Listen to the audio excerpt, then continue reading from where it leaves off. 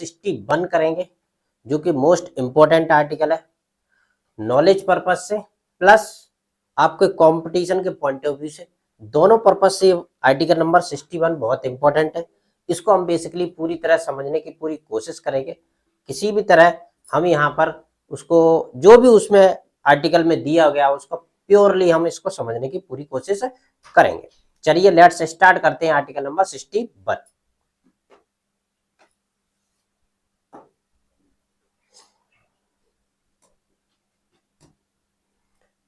अनुच्छेद 61 यानी कि article number 61। Article number 61 basically हमारा किसके बात की बात करता है, ये प्रमुख रूप से हम यहाँ पर समझेंगे।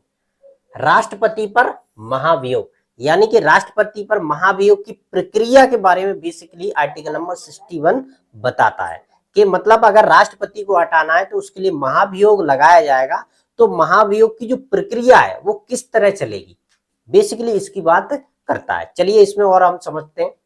भारतीय राष्ट्रपति का अनुच्छेद 61 राष्ट्रपति के खिलाफ महाभियोग की प्रक्रिया से संबंधित है। जैसा कि मैंने अभी आपको बताया आर्टिकल नंबर 61 क्या है, राष्ट्रपति पर महाभियोग लगाने की प्रक्रिया यानी कि प्रक्रिया प्रोसीजर कैसे चलेगी, क्या स्टेप बाय स्टेप होगा, उसके बारे में बेसिकली यहाँ पर बात की जाएगी, उसी संबंधित है।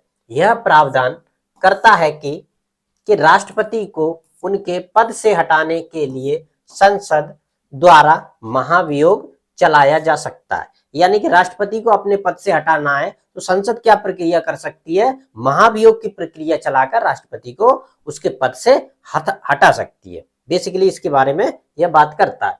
लेकिन केवल संविधान का अतिक्रमण वायलेशन ऑफ द कॉन्स्टिट्यूशन के आधार पर, यानी कि संविधान में जो भी प्रावधान दिए गए उनका अगर किसी भी प्रकार से राष्ट्रपति वायलेशन करता है या फिर उसका उल्लंघन करता है तो ही आप उसे हटा सकते हैं, अदरवाइज नहीं हटा सकते। अदरवाइज वो अपना जो उसका कार्यकाल है 5 साल का वो पूरा कंप्लीट करेगा, और अगर वो संविधान का उल्लंघन करता है तो उसे संसद के द्वारा उसे हटाया जाएगा। चलिए और हम इसको समझते हैं। अब महाभियोग की प्रक्रिया यानी कि उसकी प्रक्रिया हो कैसे होगी और किस तरह हटाया जाएगा। आर्टिकल नंबर 61 में जो भी प्रावधान है यहाँ पर हम पूरी तरह डीपली समझने की कोशिश करेंगे, पूरी तरह कोई भी ऐसा कुछ भी हम यहाँ पर उसको नहीं छोड़ेंगे जिससे हमें ऐसा लगे कि हमारा आर्टिकल छूट गया, उसमें कुछ छूट गया। चाहे लो लेवल का एग्जाम हो चाहे हाई लेवल का, कोई भी एग्जाम लेवल का हो, उसमें हम पूरी तरह समझने की पूरी कोशिश करेंगे। अब पहला नंबर पर है प्रस्ताव यानी प्रपोजल कौन लाएगा, प्रपोजल कौन लाएगा। सबसे पहले हेडिंग क्या कहती है, महाभियोग प्रक्रिया संसद के किसी भी सदन लोकसभा या राज्यसभा से शुरू की जा सकती, यानी कि महाभियोग की जो प्रक्रिया है चाहे लोकसभा हो चाहे राज्यसभा, दोनों सदन में से किसी एक सदन के द्वारा स्टार्ट की जा सकती है। ऐसा नहीं है कि राज्यसभा ही लाएगी, ऐसा नहीं है कि लोकसभा ही लाएगी, कोई भी सदन इसमें ला सकता है। तो पहला नंबर पॉइंट है।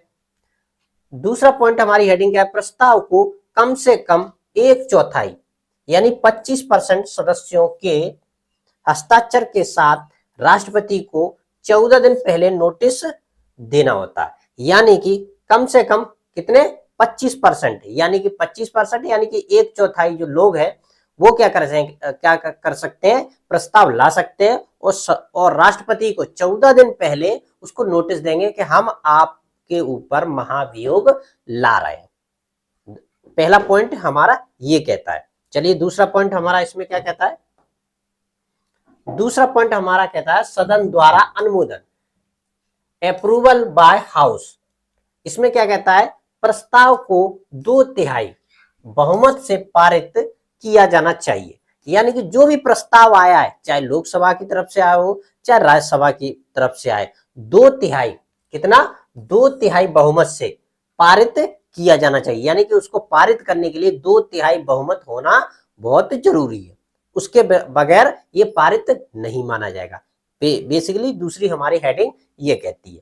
और इसी के अंदर क्या कहती है, यदि एक सदन प्रस्ताव पारित कर देता है तो दूसरे सदन द्वारा जांच की जाती। यानी कि अगर सपोज दैट मान लीजिए राज्यसभा के द्वारा महाभियोग का जो सिस्टम था वो उन्होंने पारित कर दिया, ठीक है, तो उसकी जांच कौन करेगा? लोकसभा करेगा। अगर लोकसभा ने पारित कर दिया है तो राज्यसभा करेगी, और राज्यसभा ने पारित कर दिया तो लोकसभा करेगी। ऐसा ये पूरा सिस्टम चलता है। 2 हेडिंग हो गई। आगे हम देखते हैं क्या कहता है। तीसरी हमारी हेडिंग क्या कहती है? दूसरे सदन द्वारा जांच, investigation by the other house. दूसरा सदन आरोपों की जांच करता है, यानी कि दूसरा जो सदन है वो क्या करता है? आरोपों की बेसिकली जांच करेगा, और राष्ट्रपति को अपना पक्ष रखने का अधिकार होता है। यानी कि जो भी राष्ट्रपति, उसके ऊपर जो भी महाभियोग चल रहा है, उसको अपना अधिकार यानी पक्ष रखने का पूरा अधिकार है। जांच भी चलेगी, साथ में वो अपना पक्ष भी रख सकता है कि मेरे विरुद्ध जो भी महाभियोग लाया गया उसमें उसकी सफाई में मैं क्या कह सकता हूं, क्या अपनी बात को किस तरह रख सकता हूं। दूसरा पॉइंट हमारा क्या कहता है?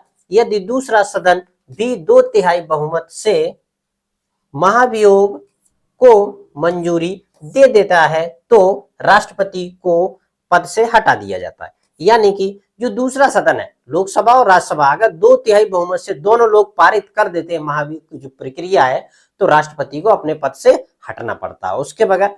क्योंकि कहीं ना कहीं पावर किसके पास है? दोनों सदनों के पास है। ऐसा नहीं है कि एक सदन के पास हो दूसरे सदन के पास ना हो, दोनों सदनों की यहाँ पर बात की है। दोनों सदनों जब तक वो पारित नहीं करेंगे तब तक राष्ट्रपति अपने पद पर रहेगा अकॉर्डिंग टू कॉन्स्टिट्यूशन। चलिए और समझते हैं इसको। अब इसके महत्वपूर्ण बिंदु क्या है, यानी की पॉइंट क्या है, इसको हम बेसिकली समझ लेते हैं। क्या है पॉइंट? महाभियोग का आधार केवल संविधान का उल्लंघन हो सकता है, ना कि सामान्य नीतिगत मतभेद। ये विशेष रूप से ध्यान रखना है हमें। महाभियोग का जो बेस है वो ओनली संविधान में जो चीजें दी गई हैं, संविधान में जो भी आर्टिकल दिए, अगर किसी भी तरह उनका उल्लंघन होता है तो ही उसके ऊपर महाभियोग की प्रक्रिया चलाई जाएगी, अदरवाइज नहीं चलाई जाएगी। ये विशेष रूप से ध्यान रखना है। और जो प्रक्रिया है भले ही उसने उल्लंघन कर दिया हो, लेकिन उसके ऊपर महाभियोग नहीं लगाया जाएगा। ओनली संविधान का किसी भी आर्टिकल का या किसी भी प्रावधान का वो उल्लंघन करता है तो उसके ऊपर महाभियोग की प्रक्रिया लागू हो सकती है, अदरवाइज नहीं। दूसरा पॉइंट यहां पर देख ले, यह प्रक्रिया अमेरिकी संविधान से प्रेरित है। यानी कि यह प्रक्रिया, महाभियोग की प्रक्रिया है, वो कहां से ली गई? अमेरिका के संविधान से ली गई है, विशेष रूप से ध्यान रखना। लेकिन भारत में अभी तक किसी भी राष्ट्रपति पर महाभियोग नहीं लगाया गया है। ये बहुत ही अच्छी बात है हमारे देश के लिए कि भारत के जितने भी राष्ट्रपति बने, ऐसा कोई भी व्यक्ति नहीं है जिसके ऊपर महाभियोग की प्रक्रिया चली हो। बहुत ही अच्छी बात है। इसी तरह कंटिन्यू हमारा लोकतंत्र की जो प्रक्रिया चलती रहे, ये बहुत अच्छी बात है। चलिए और हम देखते हैं इसमें आगे। अब मुख्य निष्कर्ष क्या है, यानी कि इसका मेन कंक्लूजन क्या है, इसको हमें बेसिकली बहुत समझने की जरूरत है। महाभियोग प्रक्रिया अंततः अत्यंत जटिल और सख्त है। यह विशेष रूप से ध्यान रखना है, क्योंकि यह प्रक्रिया अंततः क्या है? अत्यंत जटिल भी है और कठिन भी है, दोनों तरह की है। ऐसा नहीं है कि हाल तुरंत ला दिया तुरंत हो गया, जिसमें संसद के दोनों सदनों का 2/3 बहुमत आवश्यक है। यानी दोनों सदन, यानी राज्यसभा लोकसभा के 2/3 बहुमत लाना बहुत इंपॉर्टेंट है, क्योंकि महाभियोग लाना इतना आसान भी नहीं है। क्योंकि किसी भी व्यक्ति को पद से हटाना, वो भी राष्ट्रपति के पद से हटाना, इतना आसान नहीं है। ये विशेष रूप से ध्यान रखना। अब यहां पर देखते हैं, यह सुनिश्चित करता है कि राष्ट्रपति का पद राजनीतिक दबाव से मुक्त रहे। इससे क्या होता है कि जो राष्ट्रपति के ऊपर राजनीतिक प्रेशर आता है उससे मुक्त है। क्योंकि ऐसा कभी भी ऐसा कोई आज तक भारत के 75 साल के इतिहास में अभी तक ऐसी कोई सामने नई चीज आई है जिससे क्या है, राजनीतिक प्रेशर की वजह से राष्ट्रपति के ऊपर महाभियोग की प्रक्रिया चली हो। ऐसा अभी तक देखने में नहीं आया है। और चलिए और समझ लेते हैं इसको। संवैधानिक संतुलन, यानी संवैधानिक संतुलन की भी बात यहां पर की जाती है। यह प्रावधान कार्यपालिका और विधायिका के बीच शक्ति संतुलन को दर्शाता है, यानी कार्यपालिका और विधायिका दोनों के बीच शक्ति संतुलन। ऐसा नहीं है कि हम बड़े हैं आप छोटे हैं, ऐसा नहीं है, दोनों के जगह जगह पे अपनी दोनों की भूमिका रहती है, उसी के अकॉर्डिंग उनको अपना कैरेक्टर प्ले करना पड़ता है। यानी कि दोनों लोग इंपॉर्टेंट है, चाहे कार्यपालिका हो चाहे विधायिका हो।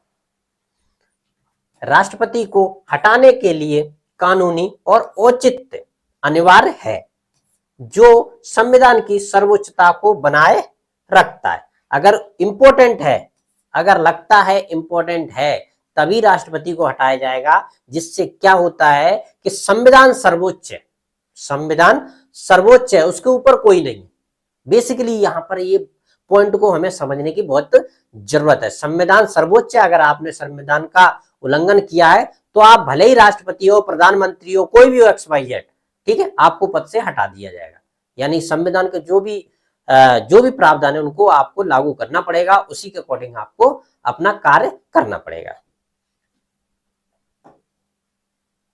अंतिम विचार यानी फाइनल थॉट इसमें क्या है, ये विशेष रूप से बहुत समझने की हम कोशिश करेंगे। यहाँ पर अनुच्छेद 61 संविधान की रक्षा करने वाला है, एक सुरक्षा कवच है, यानी कि संविधान की क्या है, रक्षा करता है। आर्टिकल नंबर 61 बेसिकली कहीं ना कहीं को किसी न किसी एग्जाम में ये पूछ लिया जाता है, ऐसा आर्टिकल कौन सा है जो संविधान की रक्षा करता है। तो आपको ध्यान रखना है 61 आर्टिकल है जो कि संविधान की क्या करता है, रक्षा करता है और सर्वोच्चता भी दिखाता है कि संविधान के ऊपर कोई भी नहीं, जो यह सुनिश्चित करता है कि राष्ट्रपति जैसा उच्चतम संवैधानिक पदधारक निरंकुश ना बने। यानी कि जो भी पद है, राष्ट्रपति जो संवैधानिक पद है वो निरंकुश ना बने। अगर निरंकुश बन जाएगा तो कहीं ना कहीं कानून व्यवस्था है ना, वो कहीं ना कहीं गड़बड़ा जाएगी, जिससे क्या है, राजनीतिक अस्थिरता भी आ सकती है, देश में कहीं ना कहीं उथल पुथल हो जाएगी और दिक्कत भी,